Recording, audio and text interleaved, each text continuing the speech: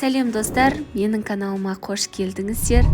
Осындай күннің ыстығында шөліңді басатын және осылай жап-жасыл болып шығатын үй жағдайында жасалатын мохито әзірлейміз.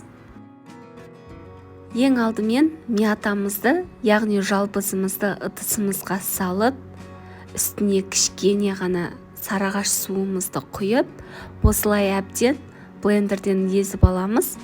Біздің сусынымыздың түрі жасыл, дәмі өте дәмді болып шығу үшін осы мятаны блендерден өткізу өте маңызды.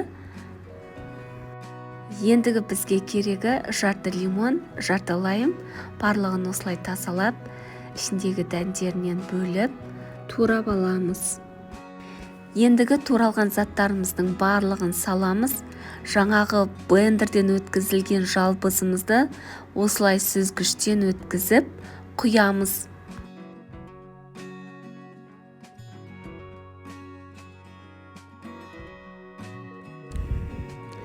Енді бізге сироп қажет, 50 грамм сироп құямыз үстіне.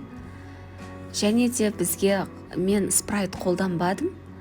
Спрайттың орнына бізде сарыағаштың суын құйып, жалбызымызды салып, үстіне мұз салсаңыз, өте дәмді сусын болып шығады.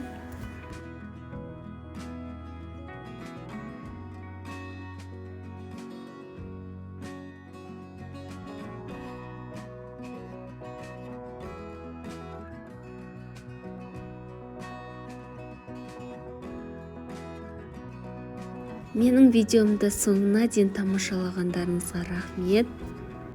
Алдағы уақытта көптеген рецепттермен бөлісемін.